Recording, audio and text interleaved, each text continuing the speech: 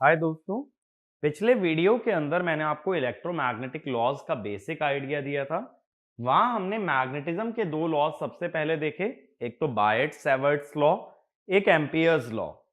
उसके बाद मैंने आपसे डिस्कशन स्टार्ट किया फेराडेज लॉ पे। और बायट सेवर्ट और एम्पियर्स लॉ के अंदर मैंने आपको याद रखने के लिए क्या बोला कि मैग्नेटिक फील्ड की डायरेक्शन कैसे निकालते हैं। एक लीनियर कंडक्टर के लिए राइट हैंड के थंब की डायरेक्शन में करंट और फिंगर की डायरेक्शन में मैग्नेटिक फील्ड, और एक सर्कुलर कंडक्टर के लिए करंट की डायरेक्शन में फिंगर और थंब की डायरेक्शन में मैग्नेटिक फील्ड। ठीक है, ये तरीका होता है हमारा मैग्नेटिक फील्ड निकालने का। अब इसके बाद हमने फेराडेज लॉ में देखा कि ईएमएफ जो होता है वो that is derivative of flux linkage. फिर हमने देखा लेंज लॉ कहता है कि induced EMF opposes the cause of induction, और मैंने आपको बताया कंसेप्चुअली अपोजिशन कैसे लेते हैं। जो भी गिवन फ्लक्स है उससे अपोजिट लेंगे इंड्यूस्ड फ्लक्स, और फिर उसकी डायरेक्शन से करंट निकाल करके एक रेजिस्टेंस लगा के पोलैरिटी मिल जाती है। अब पिछला लेक्चर मैंने जहां खत्म किया था, लास्ट में मैंने आपको एक प्रॉब्लम अटेम्प्ट करने दिया था जो मैं उम्मीद करता हूं कि सभी लोगों ने बनाया होगा। अब क्वेश्चन में यह कहा गया था, ये जो फिगर गिवन है कि फ्लक्स हमारा पास कर रहा है कोर से, जिस फ्लक्स की इक्वेशन गिवन है ए और बी के अक्रॉस वोल्टेज बताना था और उसका पोलैरिटी बताना था। तो पहले मैं पोलैरिटी की बात कर लेता हूं। अब ये जो फ्लक्स फ्लो कर रहा है, मैंने बताया था कि मैग्नेटिक फील्ड क्लोज पाथ में फ्लो करती है। तो ये फ्लक्स कैसे फ्लो कर रहा होगा? ये कर रहा होगा क्लॉकवाइज। ठीक है ना, ये फ्लक्स हो गया क्लॉकवाइज। तो जो इंड्यूस्ड फ्लक्स होगा वो इससे अपोजिट होगा। ये फ्लक्स कॉइल में ऊपर जा रहा है, तो इंड्यूस्ड फ्लक्स नीचे आएगा।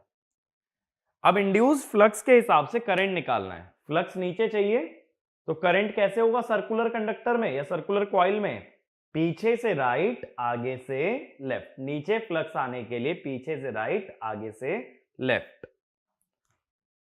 आगे से लेफ्ट और पीछे से राइट। ये आ गया करंट। अब यहां एक रेजिस्टेंस मान लो,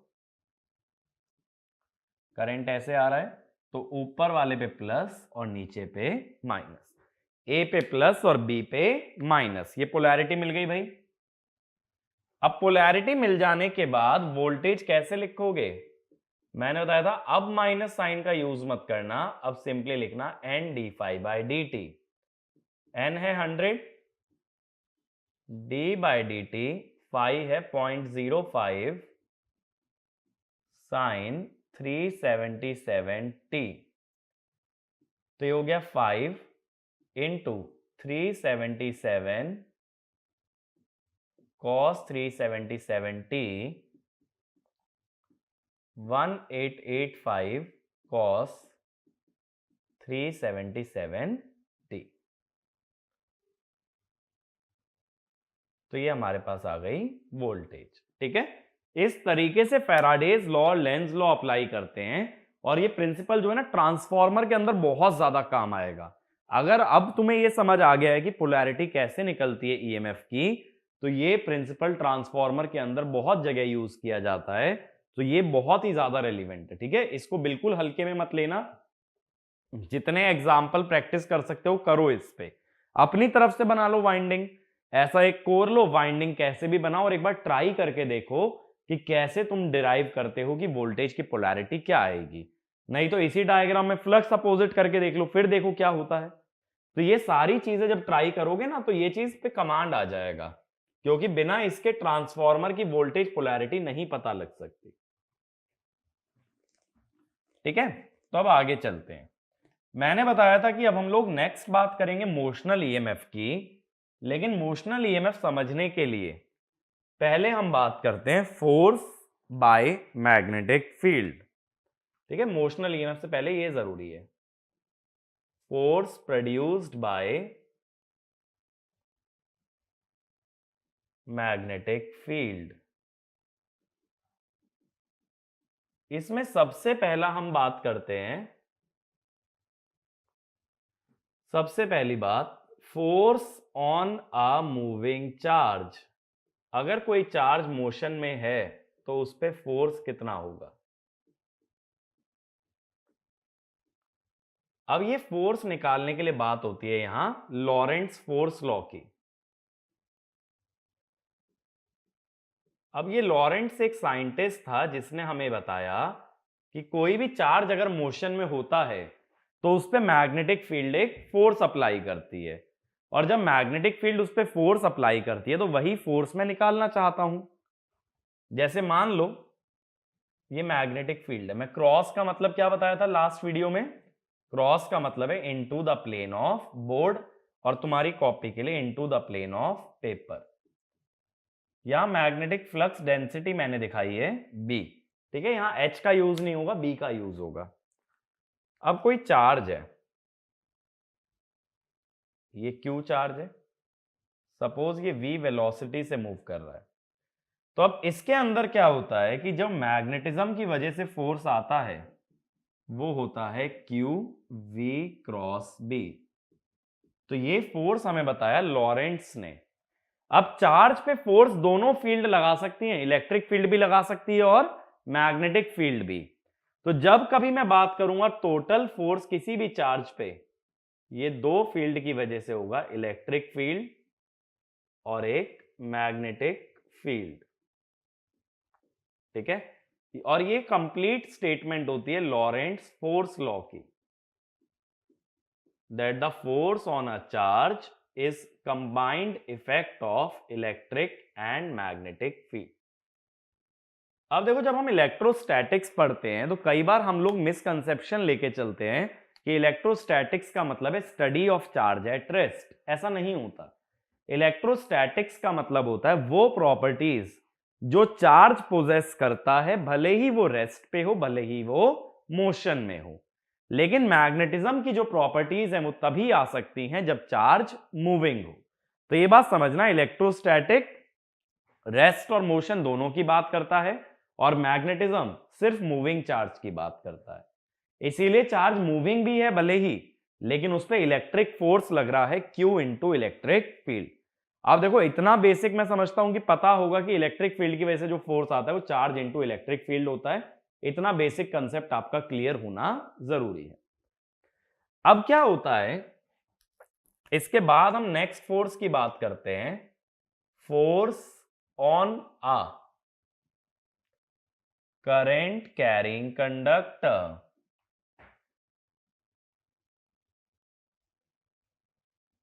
ठीक है, करंट कैरिंग कंडक्टर पे फोर्स कैसा लगेगा। अब जैसे मैंने बायट सेवर्ट लॉ में देखा था कि करंट कैरिंग कंडक्टर जब होता है तो वहां करंट की डायरेक्शन को यूज करने के लिए हमने एक करंट एलिमेंट बना लिया था आईडीएल, जिसमें मैंने बोला था आई तो स्केलर है लेकिन डीएल एक वेक्टर क्वांटिटी है, और अगर हमें करंट की डायरेक्शन का यूज करना है तो डीएल की डायरेक्शन करंट की डायरेक्शन में ले ली जाती है। ठीक है ना।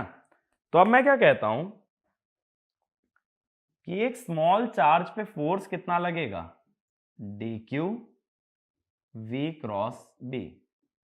जब कोई कंडक्टर करंट कैरी करता है तो चार्जेस की वेलोसिटी कहलाती है ड्रिफ्ट वेलोसिटी। तो वाला भी एक पॉइंट लिख लेना, when charge flows inside a conductor, when charge flows inside a conductor, then velocity of the charge, then velocity of the charge is called as drift velocity, is called as drift velocity।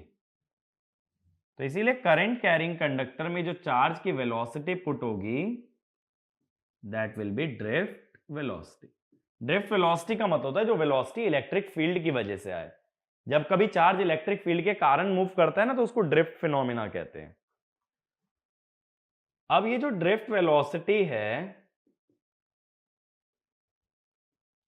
इसको ऐसे लिख लेते हैं क्योंकि velocity क्या होती है, पर rate of change of displacement,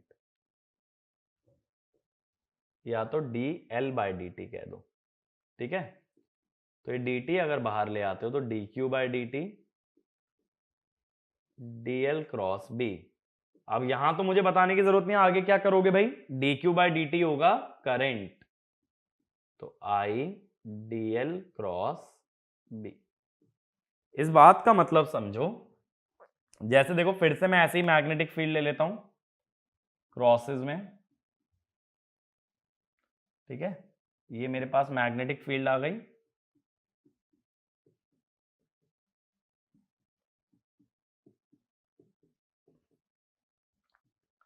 इसके अंदर ऐसा मानो कि कोई करंट कैरिंग कंडक्टर रखा गया है। ये कंडक्टर है जो एक करंट ले जा रहा है आई। करंट को क्लोज लूप पाथ चाहिए ना, वो क्लोज लूप पाथ मैं दिखा नहीं रहा हूं अभी के लिए। इसका एक छोटा सा एलिमेंट जब लोगे जिसकी लेंथ dl होती है, तो उस पर फोर्स कितना लगेगा, ये देखो ये dl की डायरेक्शन ये हो गई, तो इस पे फोर्स जो लगेगा that will be I dl, इसको df कह देते हैं, क्रॉस b। अब मैंने पिछले वीडियो के अंदर बताया था कि क्रॉस प्रोडक्ट की डायरेक्शन कैसे निकालते हैं। अब देखते हैं, देखो क्रॉस प्रोडक्ट की डायरेक्शन देखते हैं। ये dl की डायरेक्शन है ना ऐसे, और मैग्नेटिक फील्ड है अंदर की तरफ। देखो ये रेड वाला मार्कर जो है ना, ये अंदर की तरफ ले रहा हूं, और ये dl है, ये dl है ऐसे है ना, और ये मैग्नेटिक फील्ड है अंदर की तरफ। तो dl की तरफ उंगलियां रखो, b की तरफ घुमाओ, b की तरफ घुमाओगे तो फोर्स किस तरफ आ रहा है, लेफ्ट में। तो ये डायरेक्शन हुई हमारी फोर्स की। फिर से समझो, ये रहा dl और ये रेड वाला मार्कर है अंदर की तरफ b। dl की तरफ उंगलियां रखी, b की तरफ घुमाई तो dl क्रॉस b परपेंडिकुलर आ गया, तो f आएगा बैकवर्ड्स, ठीक है ना। तो ये f की डायरेक्शन मिल गई हमें। तो इसी तरीके से फोर्स निकाला जाता है किसी भी करंट कैरिंग कंडक्टर पे। अब इस पे ना एक छोटा सा क्वेश्चन बना के लिखो। क्वेश्चन लिखना, determine the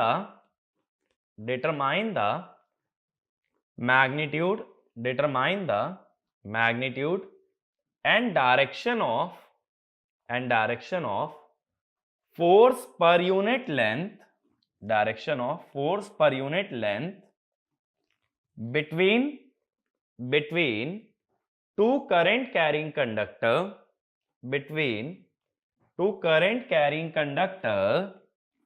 carrying current in first part same direction और दूसरा opposite direction। First part same direction और दूसरा ऑपोजिट डायरेक्शन, ठीक है। तो एक बार वीडियो को पॉज करके ना ये वाला क्वेश्चन ट्राई करो, और उसके बाद मैं आपको इसका सॉल्यूशन समझाता हूं किस तरह से इसको अप्रोच करना और इससे क्या इंपॉर्टेंट रिजल्ट हम डिराइव करते हैं, ठीक है। तो वीडियो को यहां से पॉज करो और कोशिश करो कि 4 से 5 मिनट में ये क्वेश्चन अटेम्प्ट हो पाए। अब देखो, जो लोग अटेम्प्ट कर चुके हैं या जिन लोगों को पहले से रिजल्ट मालूम है, तो हम लोग देखते हैं कि इसका सॉल्यूशन क्या होगा। पहला केस मैं ले रहा हूं, देखो सेम डायरेक्शन का।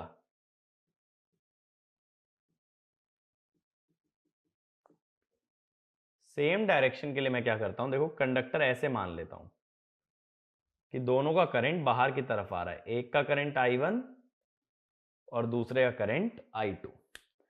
अब ये जब करंट बाहर की तरफ आ रहा है तो इससे बनने वाली मैग्नेटिक फील्ड कैसे होगी, एंटी क्लॉकवाइज।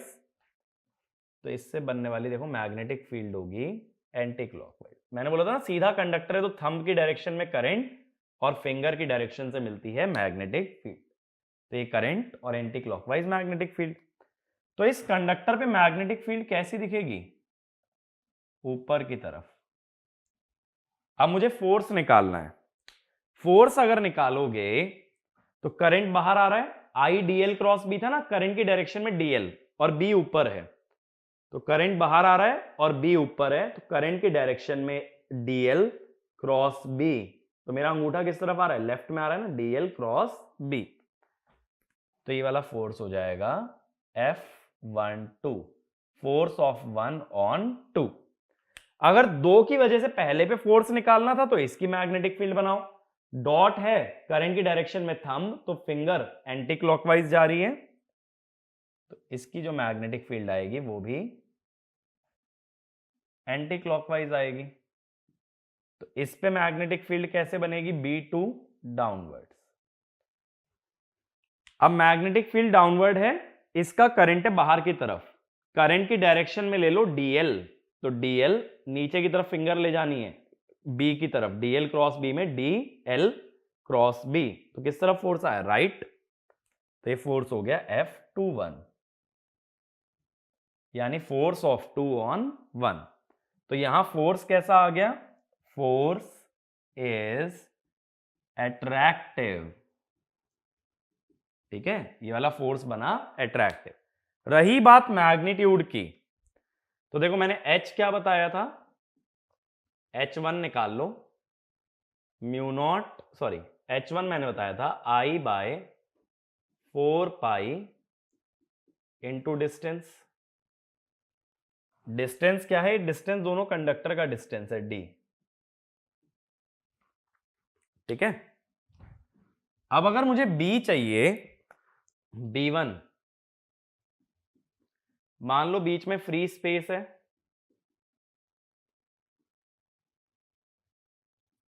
ये B1 आ गया। अब F12 ये क्या होगा, I2 dl2 क्रॉस B1, ठीक है। तो I2 dl2 cross mu naught I1 by 4 pi d। अब देखो इसका आसान तरीका क्या होता है ना कि यहां एक्स वाई जेड डिफाइन कर लो, क्रॉस प्रोडक्ट लेने का ऐसे डिफाइन कर लिया करो, सबसे बढ़िया रहता है एक्स वाई जेड। अब इस डायरेक्शन से मुझे बताओ ये B1 किस डायरेक्शन में है, ये है Z डायरेक्शन में, B2 किस डायरेक्शन में है, माइनस Z डायरेक्शन में, फिर I2 किस डायरेक्शन में है, ये है बाहर की तरफ यानी x cap, I1 x cap. तो ये जो B1 है ना ये किस डायरेक्शन में चला गया, Z कैप। अब dl2 जो होगा वो किस डायरेक्शन में होगा, करंट की डायरेक्शन में यानी x कैप।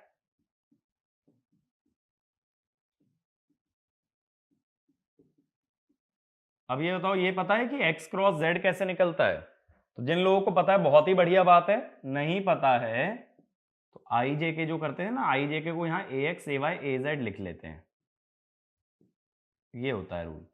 यानी x क्रॉस y देता है z, z क्रॉस x देता है y, y क्रॉस z देता है x, और उल्टा चलोगे तो माइनस लगा लेना। अब देखो क्या दिया है, x cross z, x cross z माने उल्टा जाना है यानी minus y, I2 dl2 mu naught I1 by 4 pi d और माइनस y कैप। अब देखो माइनस y का मतलब है लेफ्ट, y अगर राइट में है तो माइनस y माने लेफ्ट, तो मैंने तो फोर्स पहले भी लेफ्ट ही दिखाया था, ठीक है। अब मैंने पूछा था फोर्स पर यूनिट लेंथ, तो लेंथ से इसको डिवाइड कर दो, तो क्या बना, mu naught I1 I2 by 4 pi d, ठीक है।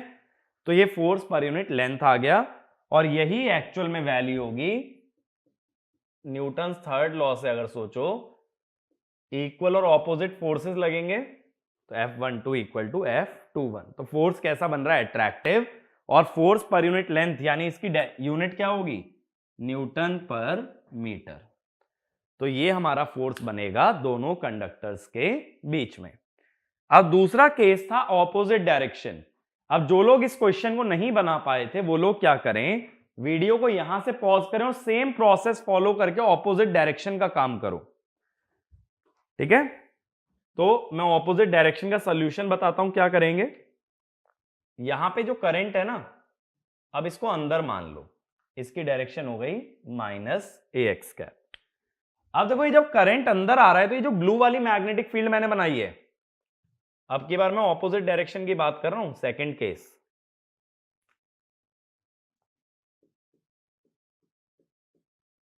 तो ये जो ब्लू वाली मैंने मैग्नेटिक फील्ड बनाई है, जब करंट अंदर की तरफ जा रहा है, करंट अंदर है तो मैग्नेटिक फील्ड कैसे बनेगी, क्लॉकवाइज।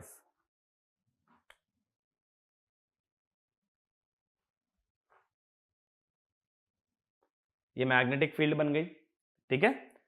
तो अब ये जो I1 पे मैग्नेटिक फील्ड है, देखो इस तरफ ऊपर की तरफ जा रही है ना, तो यानी लेफ्ट हैंड साइड पे जो मैग्नेटिक फील्ड आएगी वो ऊपर की तरफ बननी चाहिए।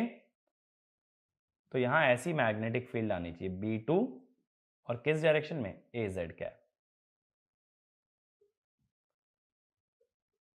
अब फोर्स की बात करनी है, ठीक है। फोर्स कैसे निकलेगा, आई एल क्रॉस बी। अब देखो यहां से हम लोग वेक्टर फॉर्म से अगर निकालें, करंट की डायरेक्शन है minus A X, magnetic field है ए जेड। ऐसा देखो कभी मत करना कि कंडक्टर भी वही ले लो जिसका करंट और मैग्नेटिक फील्ड सेम कंडक्टर की मत ले लेना। सेम कंडक्टर का करंट और मैग्नेटिक फील्ड लेने का मतलब है कि वो कंडक्टर खुद पे फोर्स लगा रहा है, ऐसा नहीं होगा, ठीक है। आप कभी भी खुद को धक्का नहीं दे सकते। तो इसीलिए मैग्नेटिक फील्ड पहले कंडक्टर की तो करंट दूसरे का, मैग्नेटिक फील्ड दूसरे की तो करंट पहले का, ऐसा करना है, ठीक है ना। अब देखो करंट की डायरेक्शन में डीएल आता है minus A X, magnetic field है A Z, minus A X cross A Z. A X cross A Z होता है माइनस ए वाई, उल्टा जाते हैं ना, A X cross A Z होता है माइनस ए वाई।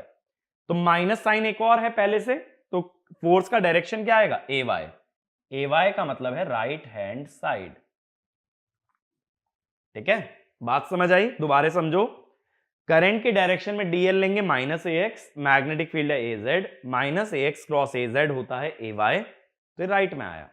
इधर आ जाओ, करंट की डायरेक्शन है ए एक्स, तो डीएल की डायरेक्शन भी यही होगी। मैग्नेटिक फील्ड है A Z, A X cross A Z, A X cross A Z माने उल्टा आना है, तो minus A Y, minus A Y माने लेफ्ट, तो ये बन गया F21। अब देखो एक पे फोर्स लग रहा है लेफ्ट, एक पे लग रहा है राइट, तो अपोजिट डायरेक्शन में आ रहे हैं फोर्स, तो ये फोर्स हो जाएगा रिपल्सिव, ठीक है। और मैग्नीट्यूड यही आएगा, ये सारी कैलकुलेशन सेम रहेगी, बस डायरेक्शन रिवर्स होगी, तो मैग्नीट्यूड दोबारा निकालने की जरूरत नहीं है। ये बात समझ आई। तो जब कभी दो कंडक्टर के बीच में फोर्स निकालोगे तो एक कंडक्टर से मैग्नेटिक फील्ड बनाना और दूसरे से फिर फोर्स डिराइव करना। तो इस पे एक पॉइंट लिखो, when two conductors carry current in same direction, when two conductors carry current in same direction, they experience attractive force, they experience attractive force, and when they carry current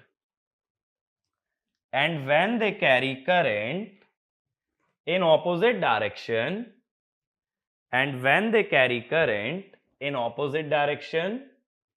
they experience repulsive force,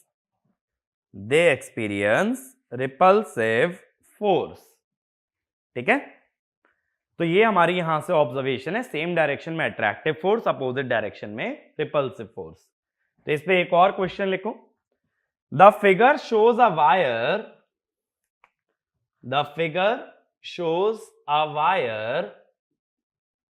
carrying current in the presence of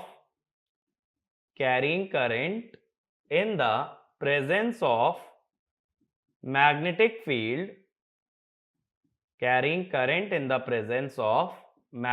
field, the magnetic flux density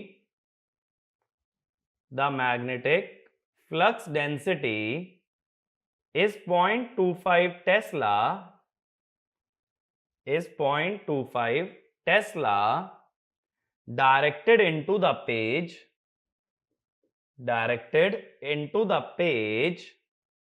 if the wire carries a current of 0.5 ampere from top to bottom, 0.5 ampere from top to bottom, and has a length 1 meter,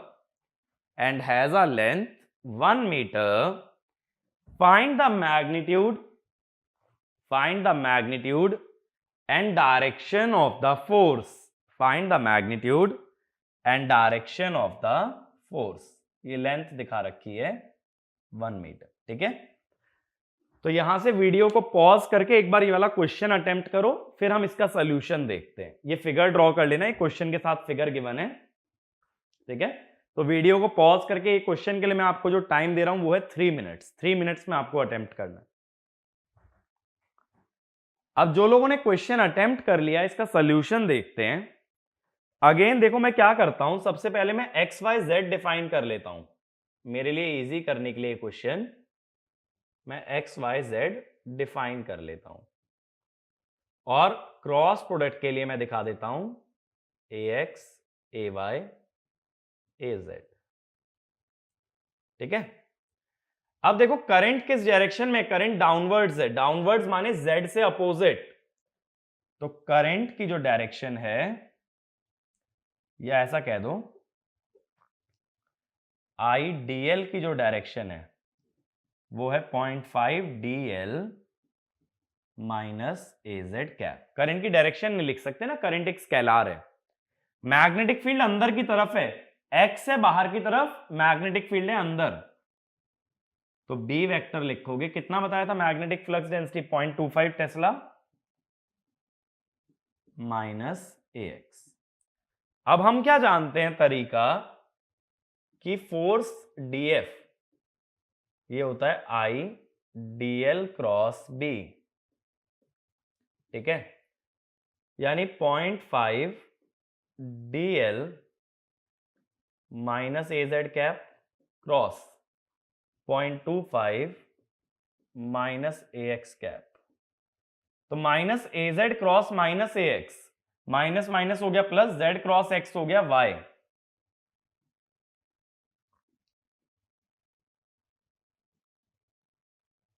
ये बात समझ आई, minus minus plus Z cross X हुआ Y.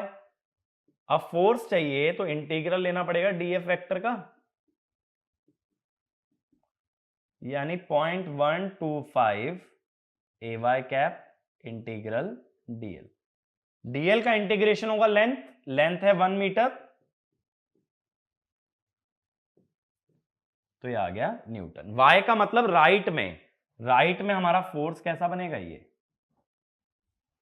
तो ये आ जाएगी force की direction. ठीक है, तो अगर एक्स वाई जेड में करते हो ना तो ज्यादा cross product right hand thumb rule नहीं लगाना पड़ता, x cross y cross z ये चीजें याद रखो। ठीक है, अगर इतना याद है तो ये क्वेश्चन बहुत इजीली सॉल्व हो सकता है। तो ये सॉल्यूशन नोट डाउन कर लेना, फिर हम आगे कंटिन्यू करते हैं। तो अगर आगे कंटिन्यू कर रहे हैं, अब ये तो मैंने फोर्स वाला कंसेप्ट एक्सप्लेन कर दिया। अब इसका नेक्स्ट हेडिंग डालना मोशनल ईएमएफ। जो मैंने लास्ट लेक्चर में डायनामिकली इंड्यूस्ड ईएमएफ बोला था ना, वही ईएमएफ कहलाता है मोशनल ईएमएफ, जो कि मोशन की वजह से आता है। अब हमने देखो लास्ट में हमने क्या देखा था पिछले लेक्चर में, कि ट्रांसफॉर्मर का ईएमएफ कैसे निकलता है, जिसमें मैंने लेंज लॉ की पोलैरिटी भी बताई। तो वो तो है स्टैटिकली इंड्यूस्ड ईएमएफ। अब जो मैं बात करने वाला हूं, मैं बात करूंगा मोशनल ईएमएफ की, यानी जो ईएमएफ किसी कंडक्टर के मोशन से बनता है। ठीक है, तो हेडिंग डाल लेना मोशनल ईएमएफ। इसके लिए जो है ना ये फोर्स वाला कॉन्सेप्ट नेसेसरी था, इसलिए मैंने फोर्स पहले एक्सप्लेन किया है। अब देखो मैं क्या कर रहा हूं, मैं मैग्नेटिक फील्ड ले रहा हूं फिर से into the plane of the board, और तुम लिखोगे into the plane of the paper.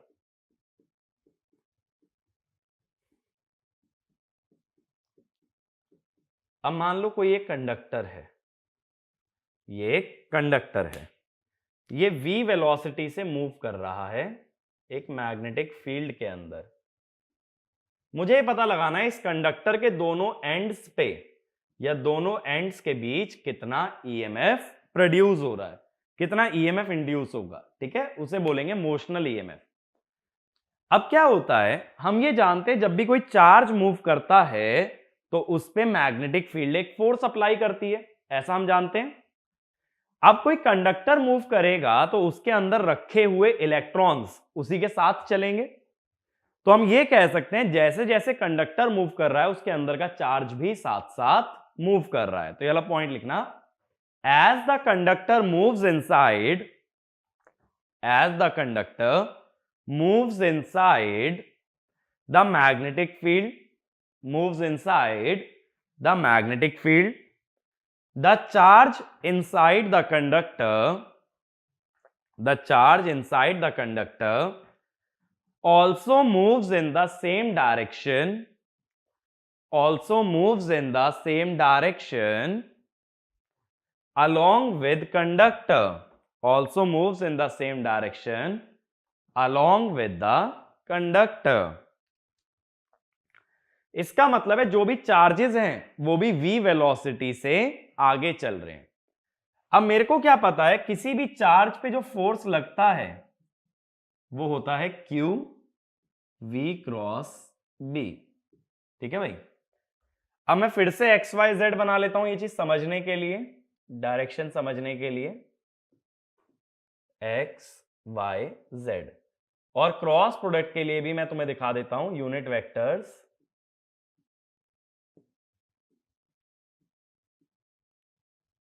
ठीक है ना। अब मेरे को ये बताओ, ये वेलोसिटी वेक्टर किस डायरेक्शन में है? ये है ए वाई कैप, और मैग्नेटिक फील्ड अंदर की तरफ है, एक्स बाहर की तरफ है, माइनस ए एक्स। ठीक है ना।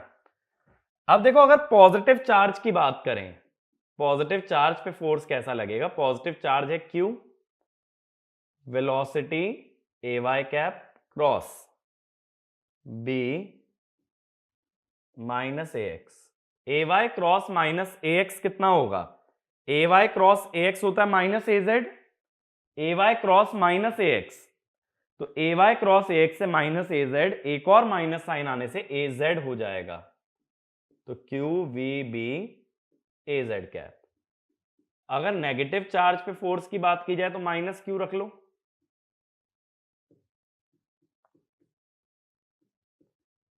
ठीक है। अब A Y cross A X, A Y cross A X होता है माइनस ए जेड, और एक और माइनस तो प्लस ए जेड, और बाहर एक माइनस है तो minus q v b a z cap. यानी एक पॉजिटिव चार्ज पे फोर्स लग रहा है ए जेड में, और नेगेटिव पे लग रहा है minus A Z. A Z माने अपवर्ड्स, माइनस ए जेड माने डाउनवर्ड्स। तो पॉजिटिव वाला चार्ज ना कंडक्टर में ऊपर जमा होने लगेगा, और नेगेटिव वाला चार्ज नीचे। ठीक है।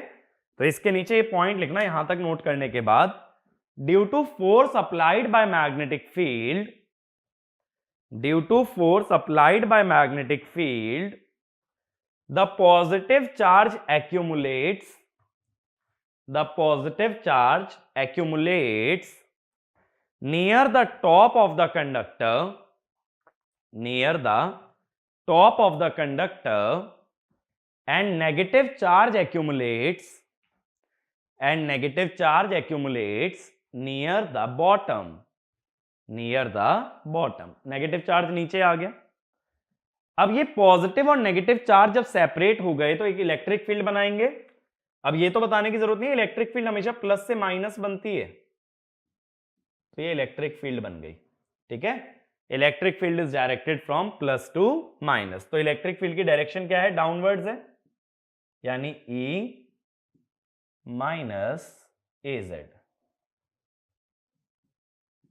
अब देखो क्या होगा, ये जो इलेक्ट्रिक फील्ड है, पॉजिटिव चार्ज पे जो फोर्स लगता है वो फील्ड की डायरेक्शन में लगता है, क्यू ई होता है ना, क्यू प्लस का रखोगे तो ई के पैरेलल बनेगा, और नेगेटिव चार्ज पे जो फोर्स लगता है वो फील्ड से अपोजिट लगता है।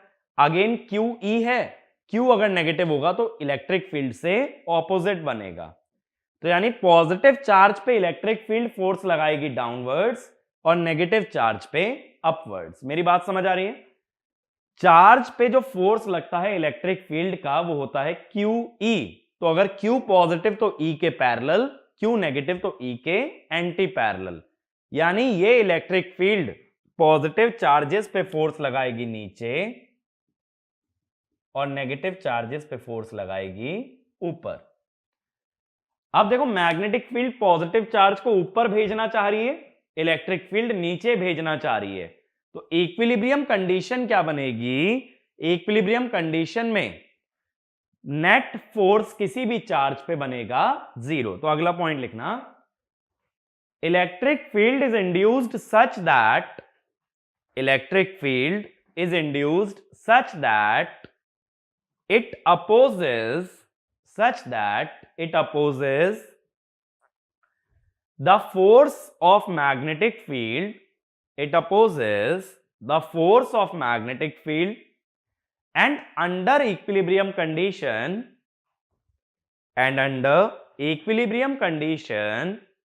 the net force on any charge under equilibrium condition the net force on any charge is zero so charges do not move अब लॉरेंट्ज फोर्स लॉ हमें क्या बताता है कि किसी भी चार्ज पे जो फोर्स है वो दो चीजों से बना है, इलेक्ट्रिक फोर्स और मैग्नेटिक फोर्स। तो मैं क्या बोल रहा हूं कि अंडर इक्विलिब्रियम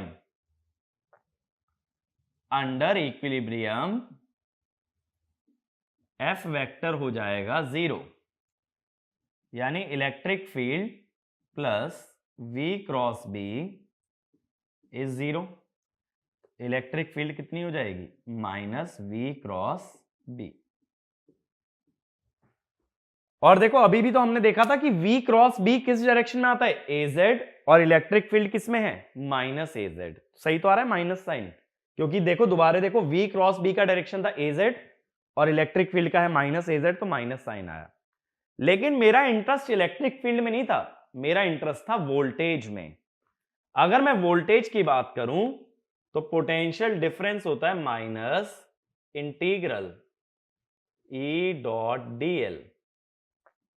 तो E की वैल्यू पुट करोगे तो माइनस माइनस हो जाएगा प्लस, तो v cross b dot dl, ये हो जाएगा पोटेंशियल डिफरेंस।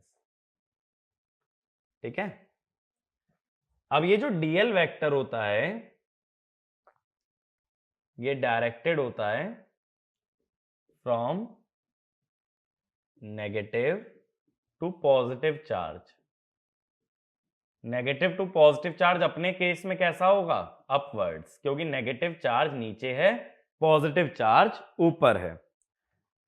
तो देखो ये ईएमएफ का फॉर्मूला तुम्हें याद रखना है कि v cross b dot dl आता है, that is your motional EMF, और इसकी डायरेक्शन याद रखनी है। अब डायरेक्शन कैसे याद रखनी है ये ध्यान रखना। EMF is induced along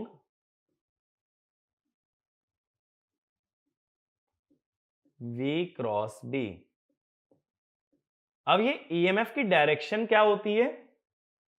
EMF की डायरेक्शन हमेशा होती है नेगेटिव से पॉजिटिव चार्ज, यानी कभी कभी देखो ऐसा देखा होगा ना कि EMF दिखाते हैं या वोल्टेज दिखाते हैं तो एरो से दिखाते हैं, एरो हमेशा होता है नेगेटिव से positive charge.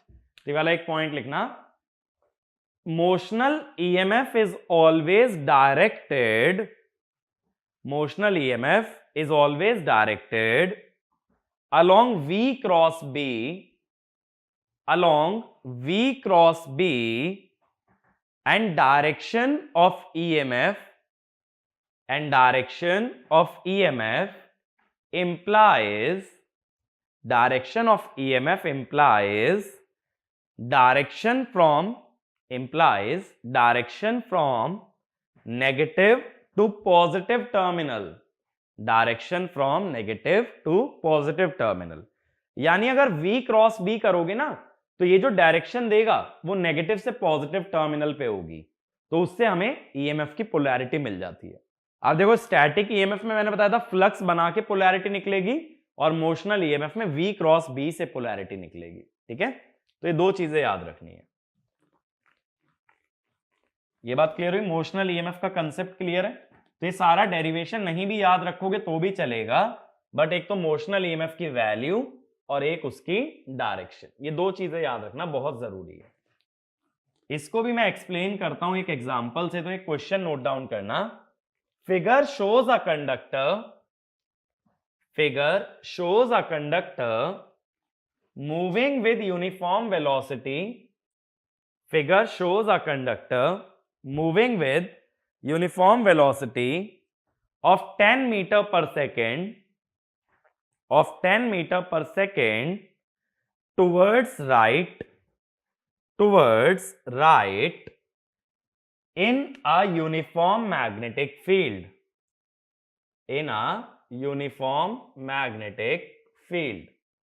the flux density is 0.5 Tesla, 0.5 Tesla out of the plane, out of the plane, and wire is of length, and wire is of length 1 meter, wire is of length 1 meter, find the polarity,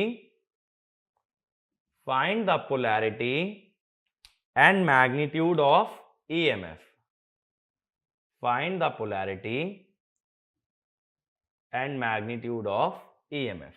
ठीक है, polarity मतलब तुम्हें यह बताना है कि किस direction में प्लस आएगा, किस में माइनस, या ए वाला प्लस होगा या बी वाला प्लस होगा, ऐसे बता दो। ठीक है, तो एक बार वीडियो पॉज करो और इस क्वेश्चन को ट्राई करो। ये जो मैंने डॉट्स बनाया ना, ये तुम्हें बी बता रहा है। Be out of the page है ना, आउट ऑफ द पेज का मतलब बाहर की तरफ आएगा। तो एक बार वीडियो पॉज करो और इस क्वेश्चन के लिए तुम्हारे पास टाइम है 3 या 3.5 मिनट्स, इतने में अटेम्प्ट करो। ठीक है,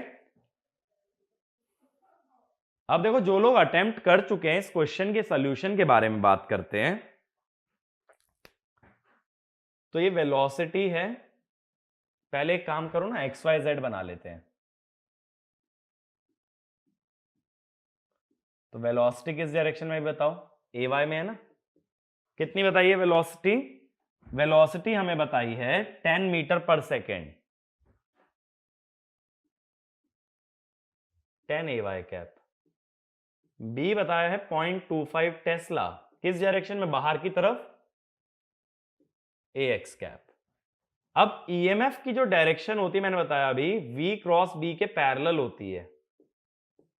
V क्रॉस B के अगर पैरेलल होगी तो V क्रॉस B की डायरेक्शन वैल्यू क्या है, 10 इंटू 0.25 यानी 2.5। AY cross AX, cross product से एक बार चेक करो, AY क्रॉस AX ये होगा -AZ, यानी कि डाउनवर्ड्स। अब मैंने बताया था EMF की डायरेक्शन होती है हमेशा नेगेटिव से पॉजिटिव टर्मिनल, डाउनवर्ड आ रही है यानी ऊपर नेगेटिव नीचे पॉजिटिव, तो यही तो बनेगी EMF की डायरेक्शन, नेगेटिव से पॉजिटिव टर्मिनल। अब EMF के मैग्नीट्यूड की बात है, ये था V cross B dot DL। ठीक है, अब मैंने बोला था DL कहां लेना, नेगेटिव से पॉजिटिव टर्मिनल की तरफ, तो DL इस डायरेक्शन में होगा और V क्रॉस B आ रहा है इस डायरेक्शन में। DL जो होता है ना, हमेशा कंडक्टर के अलोंग ही लेते हैं। अब ये क्या होगा, 2.5 DL। अब दोनों के डॉट प्रोडक्ट कैसे होता है, डॉट प्रोडक्ट दो वेक्टर का होता है, AB cos थीटा, तो V क्रॉस B और DL में एंगल कितना है, 30 दिख रहा है, cos 30।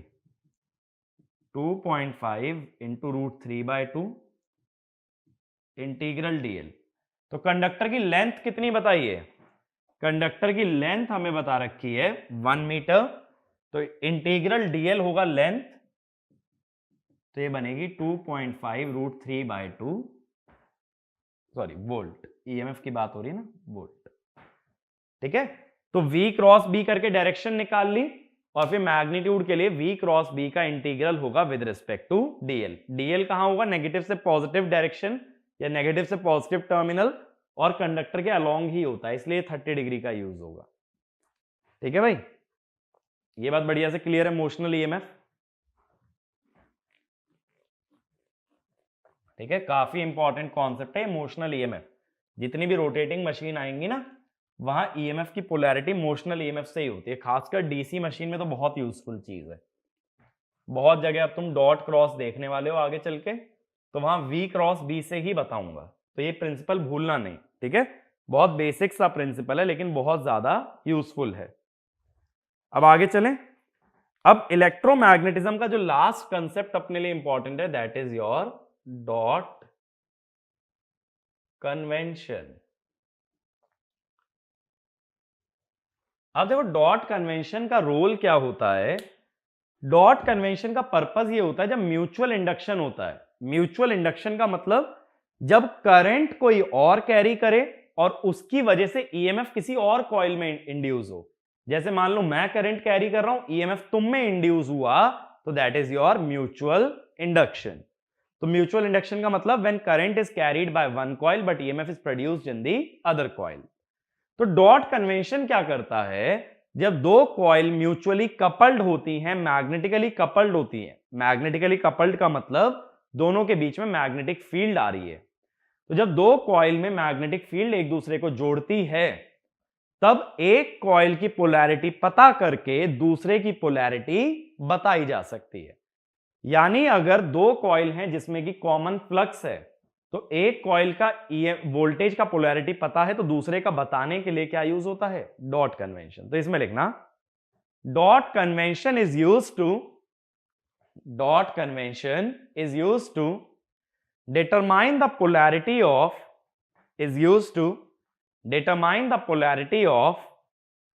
mutually induced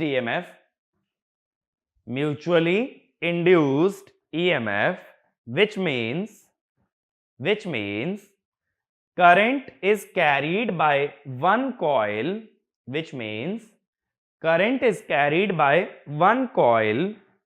but EMF is produced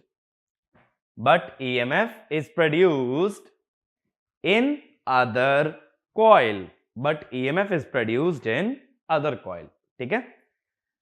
अब देखो डॉट कन्वेंशन के अंदर हमें दो चीजें पढ़ना होता है। पहली चीज कि डॉट लगाई कैसे जाती है, किसी भी सिस्टम में डॉट्स को प्लेस कैसे करते हैं, और दूसरा फिर डॉट का यूज कैसे करते हैं। तो देखो सबसे पहले लिख लेना इसके अंदर सब हेडिंग प्लेसिंग द डॉट्स,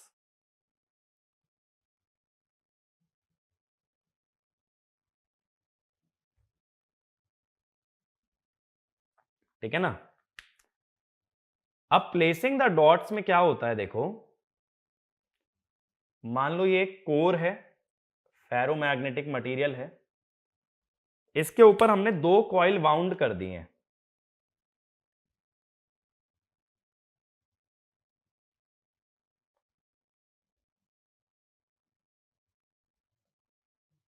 अब मैं कहता हूं कि भाई इनके टर्मिनल्स पे डॉट प्लेस करो। ये है दो टर्मिनल ए बी और ये है पी क्यू, मुझे डॉट प्लेस कर। अब देखो हमेशा ना एक डॉट एज्यूम करके चला जाता है, किसी एक कॉइल में एज्यूम कर लो, जैसे मैंने ए पे एज्यूम कर लिया एक डॉट।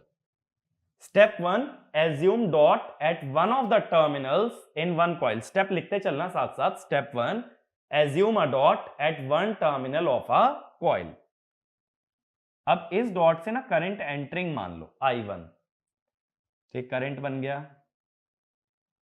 अब मैंने क्या बताया था, सर्कुलर लूप में फिंगर्स डायरेक्शन में करंट और थंब से मैग्नेटिक फील्ड। तो करंट देखो आगे से ऊपर जा रहा है, पीछे से वापस आएगा, तो मैग्नेटिक फील्ड लेफ्ट में। तो ये जो फ्लक्स बनाएगा वो ऐसे बनेगा φ1, ठीक है। ये फ्लक्स बन गया φ1। तो अब स्टेप 2 लिखना, assume current enters the dotted terminal,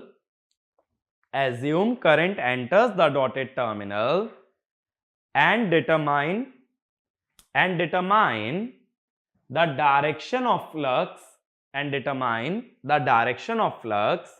produced by the coil, अब ये फ्लक्स आ गया। अब देखो अगर ट्रांसफॉर्मर प्रिंसिपल से जाएं, जो कि हम आगे पढ़ेंगे, तो दोनों कॉइल का फ्लक्स एक दूसरे को अपोज करता है। अगर अपोजिंग से जाते हो तो हम क्या मान रहे हैं, म्यूचुअली अपोजिंग फ्लक्स, क्योंकि ट्रांसफॉर्मर में ऐसा ही होता है। और यही मैंने स्टैटिक ईएमएफ में भी बताया था कि अप्लाइड फ्लक्स को इंड्यूस्ड फ्लक्स अपोज करेगा। तो अब देखो φ1 जो है ना दूसरी कॉइल के लिए अप्लाइड फ्लक्स का काम कर रहा है, तो इसका खुद का फ्लक्स इस φ1 को अपोज करना चाहिए। तो ये मैंने बना लिया φ2, म्यूचुअली अपोजिंग है। अब जो स्टैटिक ईएमएफ वाला था ना, वही रूल यहां अपनाओ कि फ्लक्स बनाने के बाद करंट बना लो।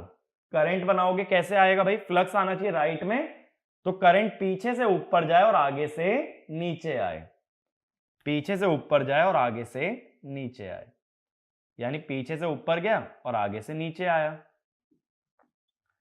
अब करंट जिस टर्मिनल को लीव करे उस पे लगा देना डॉट। लीव इस टर्मिनल से कर रहा है ना, P से बाहर जा रहा है, Q से अंदर और P से बाहर, तो ये डॉट मिल गया। तो इसमें आगे लिखो step 3, assume the flux due to other coil, assume the flux due to other coil in a direction opposite, in a direction opposite to the first flux, in a direction opposite to the first flux, and then find current direction, and then find current direction in the second coil, current direction in the second coil. Step 4, place the dot, place the dot at which, place the dot at the terminal at which, place the dot at the terminal at which current leaves the coil, at which current leaves the coil. ठीक है, ये principal अगर याद रखोगे तो कभी भी dot place कर सकते हो। तो इस पे एक क्वेश्चन लिखो, place the dot, place the dot in the following, place the dot in the following conductor configuration,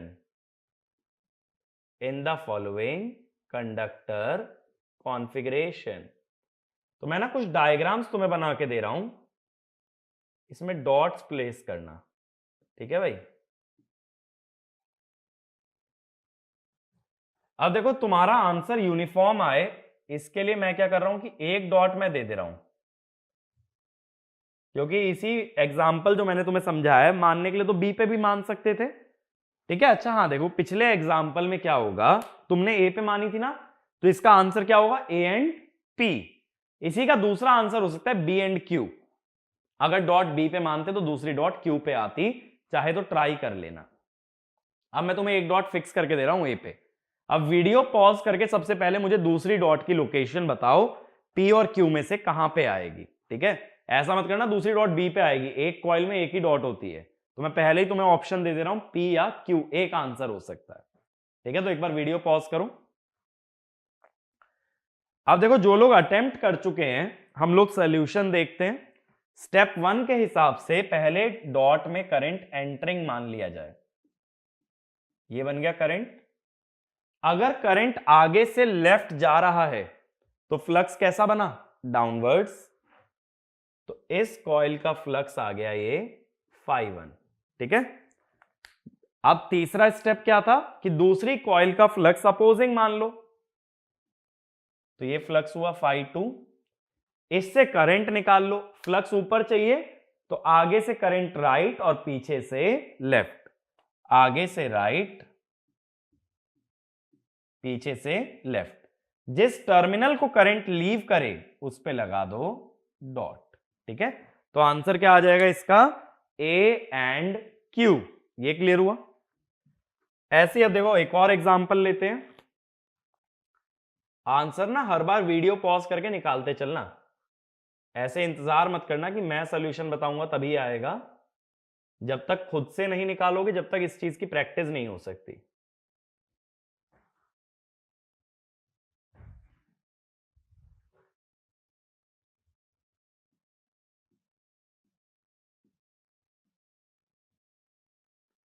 ठीक है, ये मैंने पहली कॉइल दे दी,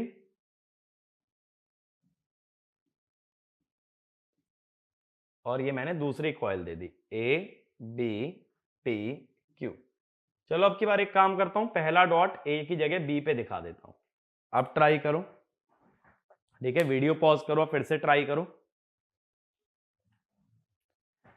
अब जो लोग ट्राई कर चुके हैं फिर से सॉल्यूशन देखते हैं। डॉट में स्टेप 1 के हिसाब से करंट एंटरिंग मानेंगे, पीछे से एंटर कर रहा है तो आगे से तो लीव ही कर रहा होगा, तो करंट ऐसे आ गया आगे वाले कंडक्टर में लेफ्ट हैंड साइड।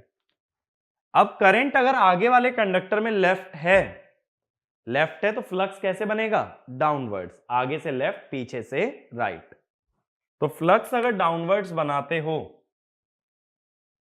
अब फ्लक्स को तो क्लोज लूप चाहिए ना, तो ये फ्लक्स ऐसे अपनी क्लोज लूप पूरी करेगा। अब देखो सेकेंडरी वाइंडिंग में या दूसरी वाइंडिंग में ये फ्लक्स है अपवर्ड्स, तो उसका खुद का फ्लक्स इसे अपोज करेगा, तो वो अपना फ्लक्स बनाएगा डाउनवर्ड्स। अब फ्लक्स मिल गया सेकेंडरी का, तो इसके करंट की डायरेक्शन निकाल लेते हैं। फ्लक्स है डाउनवर्ड्स, तो करंट कैसे होगा, आगे से लेफ्ट पीछे से राइट, आगे से लेफ्ट पीछे से राइट, ये आ जाएगा। अब जिस टर्मिनल से करंट लीव करे उस पे डॉट लगा दो, तो इसका आंसर क्या हो गया, बी एंड क्यू। ये बात क्लियर हुई। अब ऐसे इस पे तीसरा एग्जांपल देखते हैं। अभी इसका सिग्निफिकेंस समझाऊंगा कि ऐसा हम कर क्यों रहे हैं, बट पहले ये समझो कि डॉट लगाया कैसे जाता है। एक डॉट एज्यूम करते हैं और दूसरा डॉट प्लेस करते हैं।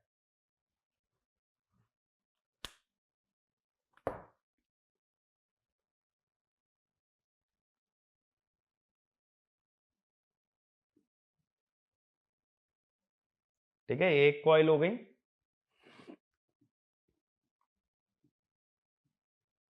ये दूसरी कॉइल हो गई, ए बी पी क्यू। अब की बार कोर जो है ना मैंने टोरॉइडल मान लिया है। फिर से वीडियो पॉज करके ट्राई करो।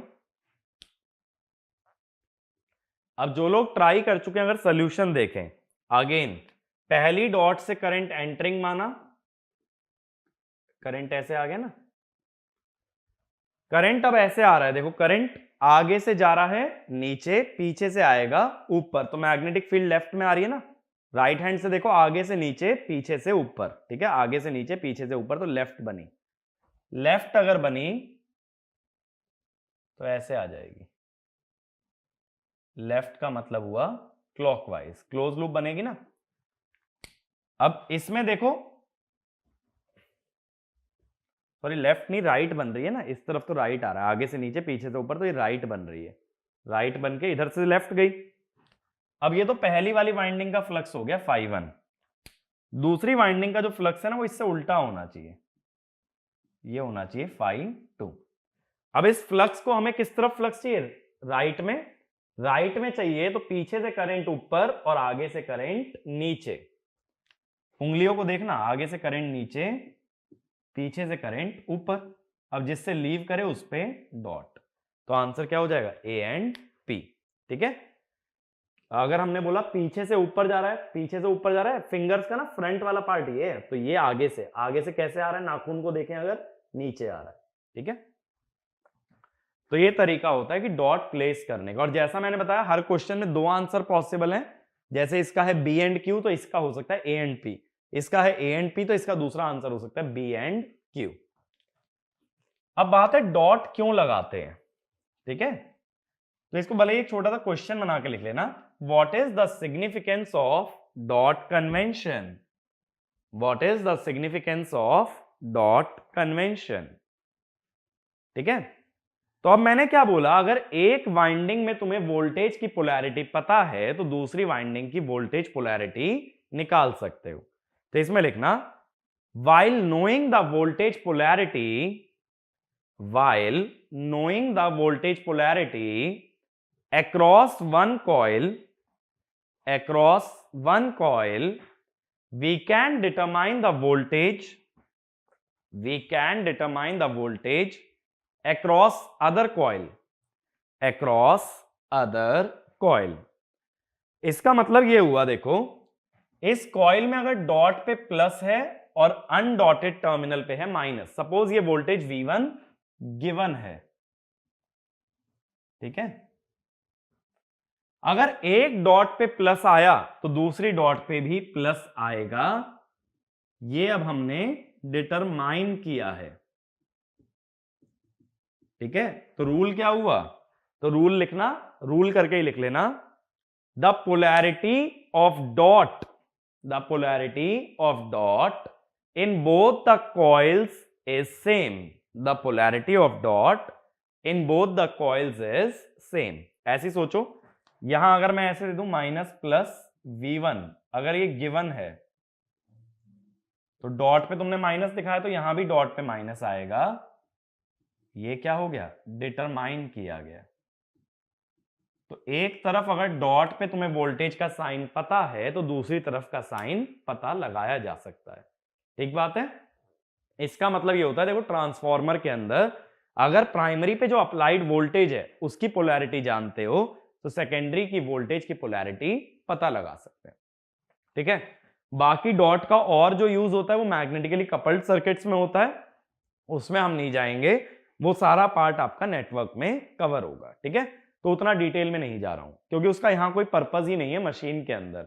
तो मशीन के अंदर क्या समझना है कि डॉट प्लेस कैसे हुई, और फिर एक साइड पे अगर डॉट पे वोल्टेज की पोलैरिटी पता है तो दूसरी साइड पे भी वोल्टेज की पोलैरिटी डॉट पे सेम बनेगी।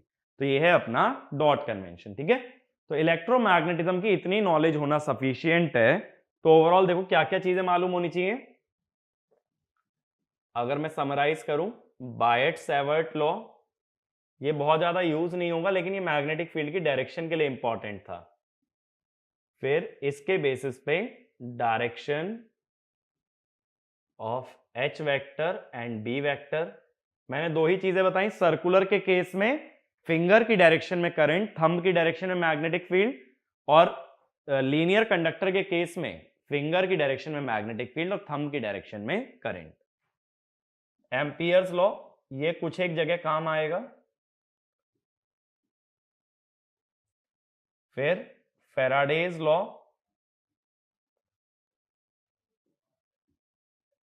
एंड पोलैरिटी ऑफ ईएमएफ, जो मैंने लेंज लॉ से बताई थी कैसे निकालते हैं कि सेकेंडरी का ईएमएफ प्राइमरी को हमेशा अपोज करेगा, sorry secondary flux opposes primary flux. इसके बाद force on a charge, Lorentz force law जो था, Q E plus V cross B। Force on a conductor, I DL cross B। इसके अंदर मैंने एक इंटरेस्टिंग रिजल्ट बताया था, दो कंडक्टर अगर पैरेलल करंट ले जाएंगे तो अट्रैक्टिव फोर्स, अपोजिट करंट ले जाएंगे तो रिपल्सिव फोर्स। इसके बाद मोशनल ईएमएफ, ईएमएफ की डायरेक्शन मैंने बताया V क्रॉस B से आती है। डायरेक्शन ईएमएफ की मतलब क्या है, नेगेटिव टर्मिनल से पॉजिटिव टर्मिनल। और लास्ट डॉट कन्वेंशन। तो ये सारे कॉन्सेप्ट पता होने चाहिए क्योंकि मशीन के जितने भी प्रिंसिपल्स हैं ना वो इन्हीं कॉन्सेप्ट से मैं सारे बना दूंगा। अगर ये कॉन्सेप्ट बहुत अच्छे से समझते हो तो आपका बेसिक मशीन का बहुत स्ट्रांग है, और इसके बाद जितने भी प्रिंसिपल है देखोगे कि इससे ज्यादा बहुत ज्यादा चीजों का यूज नहीं होगा प्रिंसिपल्स की अगर बात करें। और न्यूमेरिकल्स के लिए मैंने पहले भी बोला था कि नेटवर्क वाला पार्ट आना चाहिए। ठीक है।